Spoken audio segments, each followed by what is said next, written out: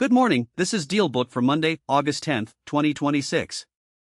I'm Andrew Ross Sorkin, and we've got a packed briefing today, from a massive bet on open artificial intelligence by Mark Zuckerberg, to escalating tensions in the Strait of Hormuz, a major food recall, private equity's growing backlog, and New York Mayor Zoran Mamdani's quiet courtship of Wall Street. Let's dive in. The big story this morning is Meta's Mark Zuckerberg planting a flag, a very large, very public flag in the open versus closed debate that's consuming artificial intelligence right now. In a 14-page essay published this morning, and in an interview with my colleagues Mike Isaac and Eli Tan at the New York Times, Zuckerberg laid out a philosophy that amounts to a direct challenge to the dominant model of AI development championed by labs like Anthropic and OpenAI. His mantra, as he put it, is simple: give everyone access to AI.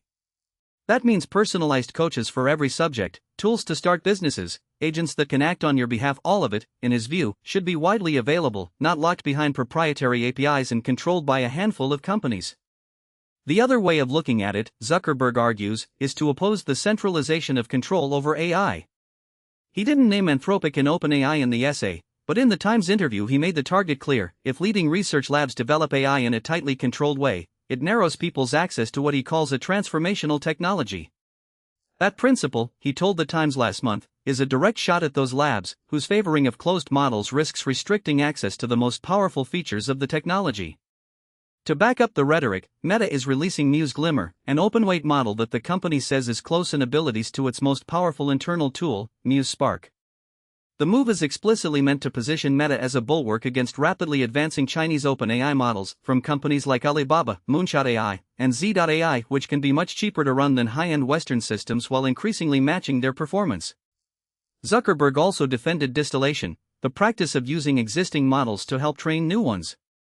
Companies like Anthropic have called Chinese rivals distillation of their models stealing. Zuckerberg calls it an important feature of an OpenAI approach. There's a safety angle, too. Meta proposes that AI companies help the federal government toughen critical tech infrastructure, and perhaps more importantly, that they submit their tools to government reviews more frequently during development, not just at the end of training.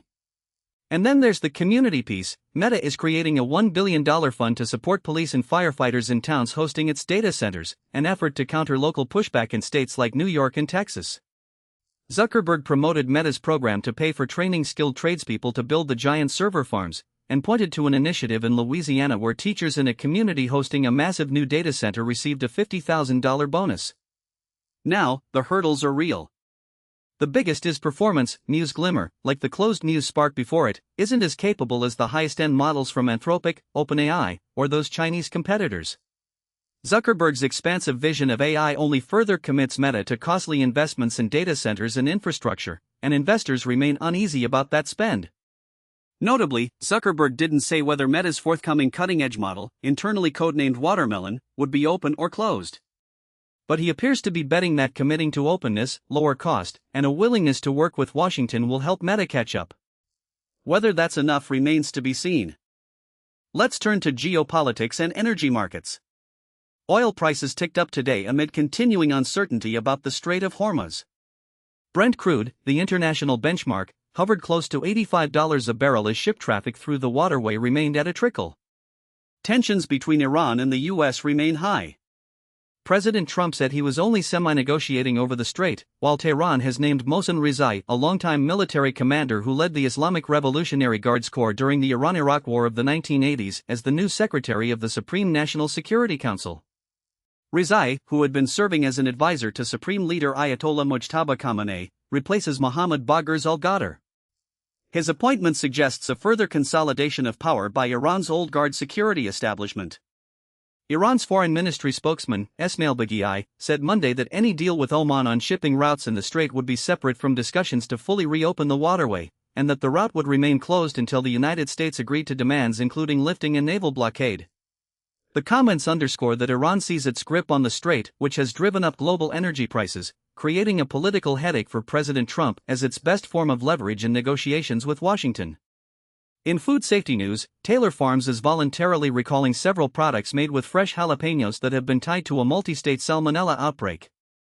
The recalled items include spicy guacamole, mango pico de gallo, taco dip, and more than a dozen other Taylor Farms branded and unbranded products, distributed across 26 states to major retailers including Whole Foods, Trader Joe's, and others. The company said it was unaware of any reported illnesses linked specifically to the jalapeno products.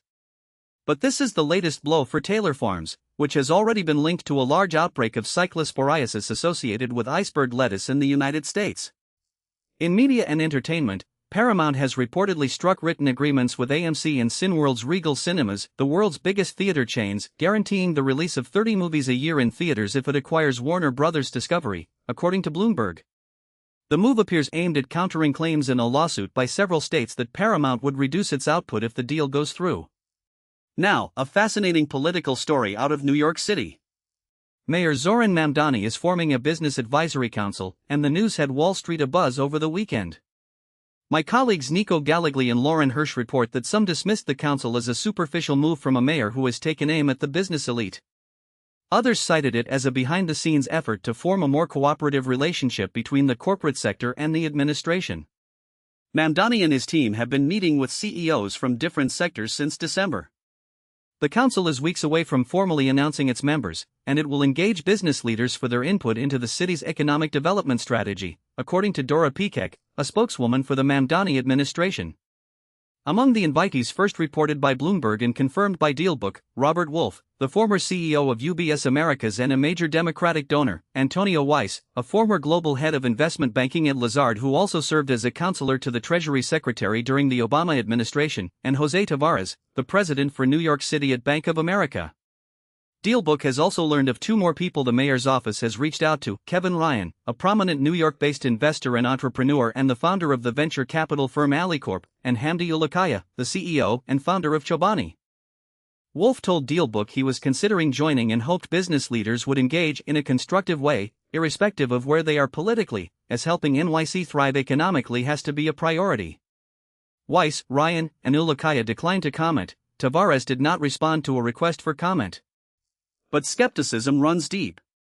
Stephen Fulop, the president and CEO of the Partnership for New York City, which represents many corporate giants, told DealBook he had spoken with a number of major business leaders who declined the invitation, partly because of their frustration with Mamdani's approach to the corporate sector.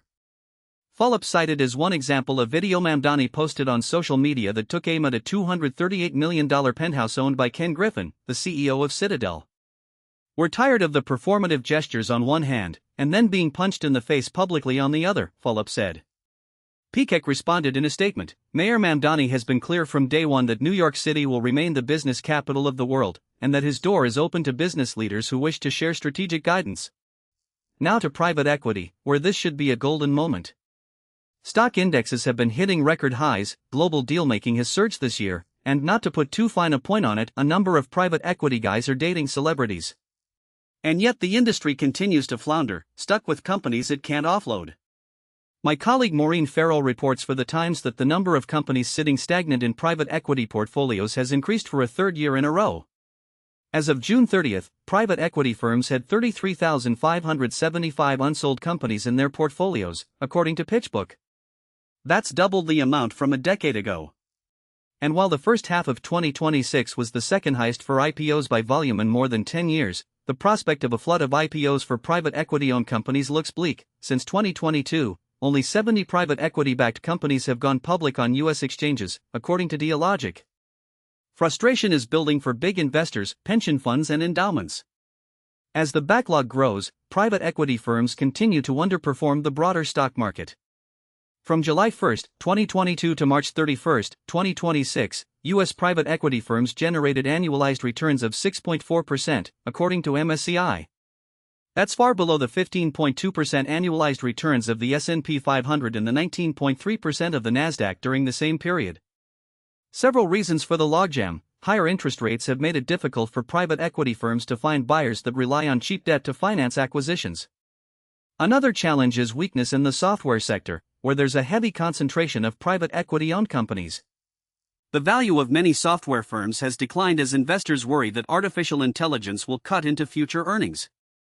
A prolonged delay in sales and IPOs could lead to more pain, Farrell reports, with firms eventually being forced to sell, even at lower prices. Keep an eye on private credit as well. The health of loans made by the industry is worsening, as are returns for investors, according to the Wall Street Journal. Let's run through the speed read. In deals, Intel said it planned to sell $15 billion in new stock as the company seizes on investor demand for companies involved in artificial intelligence infrastructure. Chinese regulators are fast-tracking IPO applications by startups and encouraging lenders to back tech companies as part of a bid to help China catch up to the US in AI. And Berkshire Hathaway under Greg Abel, the successor to Warren Buffett as CEO, is finally putting its giant cash hoard to work. In politics, policy, and regulation, Republicans are losing their edge with voters on economic issues, according to the Wall Street Journal. And the Financial Times has a piece on how the UAE won over Washington.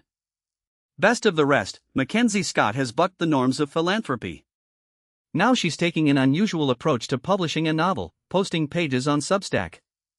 My colleague Theodore Schleifer reports that Scott, the former wife of Amazon founder Jeff Bezos, announced Saturday that she had written a new novel, her first book since 2013. She posted 4 pages of the manuscript on a newly started Substack newsletter and said the novel would be released serially throughout August. It's a return to the public eye for an intensely private person who has only spoken through annual or biannual blog posts since 2020, when she began giving away billions of dollars a year and a pending philanthropy. China is betting on an Arctic-based ice Silk Road shipping route to avoid choke points on traditional passageways. And a flood of tech IPOs could fill the coffers of philanthropic groups tied to effective altruism, the movement once tarnished by its association with Sam Bankman-Fried. That's your briefing for this Monday, August 10th. Thanks for listening. We'll see you tomorrow. If you have thoughts or suggestions, email us at dealbook@newyorktimes.com. You can also follow DealBook on Instagram at @DealBook. This has been DealBook from the New York Times.